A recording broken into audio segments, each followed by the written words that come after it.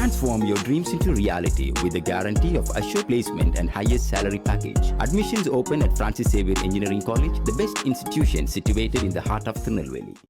மாண்புமிகு பேரவைத் தலைவர் அவர்களே, தேனி மாவட்டம் மேகமலை உட்பட 9 ஊராட்சிக்கு உட்பட்ட 98 கிராமங்களில் சுமார் 5000க்கும் மேற்பட்ட விவசாய குடும்பங்கள் சுமார் 100 ஆண்டுகளாக 4 தலைமுறைகளுக்கு மேலாக பருத்தி, இலவம் பஞ்சு உட்பட பயிர்களை பயிர் செய்து விவசாயம் செய்து வாழ்ந்து வருகிறார்கள்.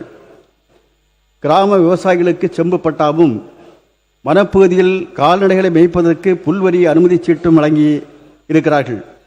தமிழக அரசும் மாவட்ட நிர்வாகமும் பகுதியில் சாலை வசதி, போக்குவரத்து வசதி, மின்சார வசதி, குடிநீர் வசதி, மருத்துவ வசதி, பள்ளிக்கூடம், சமுதாய கூடங்கள், ரேஷன் கடைகள் ஆகியவை செய்து கொடுத்துள்ளார்கள். இந்நிலையில் கிராம சபாவில் எவ்வித தீர்மானங்களும் நிறைவேற்றாமலேயே வனத்துறை காப்பு காடுகள் என அறிவித்தனர். இதனால் வனத்துறையின் கெடுபிடி அதிகமாகி விவசாய விளைபொருள்கள் சந்தைக்கு எடுத்து செல்லக்கூட வனத்துறையினர் தடைகளை ஏற்படுத்தினர். இப்பகுதி மக்களிடம் பெரும் கொந்தளிப்பு ஏற்படுத்தியது.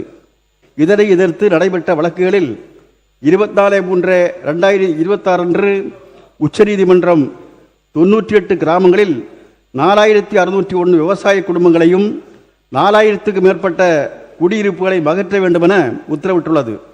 தமிழக அரசு தனது காவல்துறையை பயன்படுத்த முடியாது என்று சொன்னால் துணை இராணுவ படையை கூட பயன்படுத்துங்கள் என்று உச்சநீதிமன்றம் வழிகாட்டியிருக்கிறது. இது மக்கள் மத்தியில் பெரும் கொந்தளிப்பை ஏற்படுத்தியுள்ளது. 2006 வன உரிமை சட்டம் இங்கே சுட்டிக்காட்டிய விஷயங்களை எல்லாம் அதை கணக்கில் கொள்ளாமல் உச்சநீதிமன்றம் இப்படிப்பட்ட ஒரு மோசமான தீர்ப்பை என்பது கொடுக்கப்பட்டிருக்கிறது.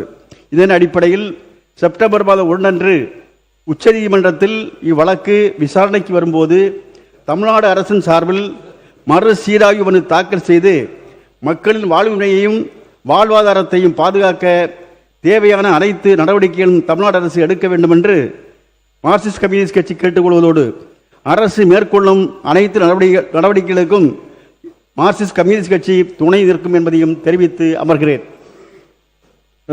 மாண்பு உறுப்பினர் டி. ராமச்சந்திரன் அவர்கள்.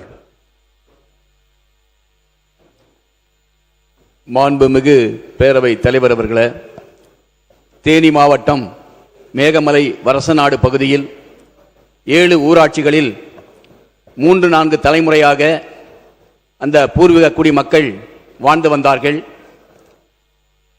புலிகள் சரணாலயம் என்ற பெயரால் ஒன்றிய அரசு அறிவிக்கப்பட்டு அந்த புலிகள் சரணாலயத்துக்கும் சுற்றுச்சூழலுக்கும் இந்த ஆக்கிரமிப்பாளர்களால் பாதிப்பு உள்ளது என்பதை ஒரு பொதுநல வழக்கு உச்சநீதிமன்றத்திலே தொடுக்கப்பட்டு அந்த பொதுநல வழக்கு உச்சநீதிமன்றத்தில் விசாரணைக்கு வரும்போது தமிழக அரசின் சார்பாக உரிய தகவல்கள் உச்சநீதிமன்றத்தில் தெரிவிக்காத காரணத்தினால் அவர்கள் ஆக்கிரமிப்பாளர்கள் என்று உச்சநீதிமன்றம் தீர்ப்பு வழங்கி அந்த மக்களை வெளியேற்ற வேண்டும் என்று தீர்ப்பு வழங்கியிருக்கிறது.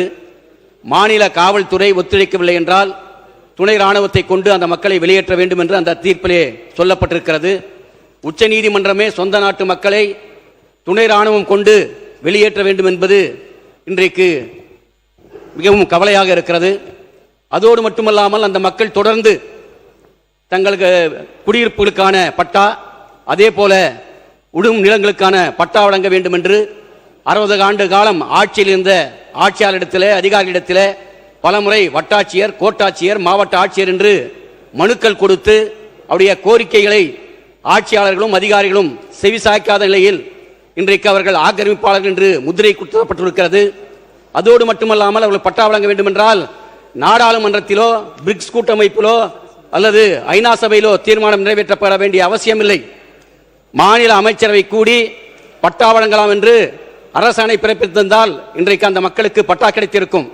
அதை 60 ஆண்டு கால ஆட்சியாளர்கள் செய்யவில்லை என்பதை இந்த நேரத்திலே நான் இந்த அவையிலே சுட்டிக்காட்ட விரும்புகிறேன். அதோடு மட்டுமல்லாமல் இன்றைக்கு தேனி மாவட்டம் மட்டுமல்ல, மேற்கு தொடர்ச்சி மலையை ஒட்டியுள்ள கோவை, ஈரோடு, சேலம், தருமபுரி, கிருஷ்ணகிரி உள்ளிட்ட மாவட்டங்களில் இன்றைக்கு யானைகள் சரணாலயம், புலிகள் சரணாலயம் என்று அறிவிக்கப்பட்டு பூர்வீக குடிமக்களை இன்றைக்கு வன சட்டத்தை முன்வைத்து அந்த மக்களை வெளியேற்றுகின்ற நடவடிக்கை வனத்துறை செய்து வருகிறது. ஆகவே நம்முடைய அரசு உச்ச நீதிமன்றத்தில் அந்த மக்களை வெளியேற்றக்கூடாது, அந்த மக்கள் 100 ஆண்டுகளுக்கு மேலாக 1924 வாழ்ந்து வருகிறார்கள் என்ற உரிய ஆதாரங்களை நீதிமன்றத்திலே சமர்ப்பித்து அந்த மக்களுடைய வெளியேற்றுவதை தடுத்து நிறுத்த வேண்டும். அந்த மக்களுடைய வாழ்வாதாரத்தை பாதுகாக்கப்பட வேண்டும். 2006ஆம் ஆண்டு நாடாளுமன்றத்தில் வன உரிமை சட்டம் இயற்றப்பட்டிருக்கிறது.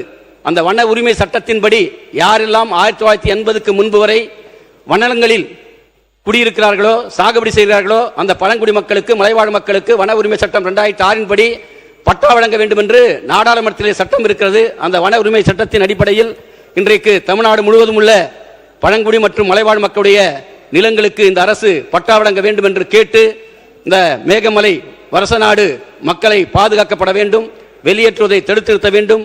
அந்த மக்களுக்கு 2006 வன உரிமை சட்டத்தின்படி பட்டா இந்த அரசு வழங்க வேண்டும் என்று இந்திய கம்யூனிஸ்ட் கட்சியின் சார்பாக அரசின் கவனத்துக்கு ஈர்த்து அமர்கிறேன். Transform your dreams into reality with the guarantee of assured placement and highest salary package. Admissions open at Francis Xavier Engineering College, the best institution situated in the heart of Tirunelveli.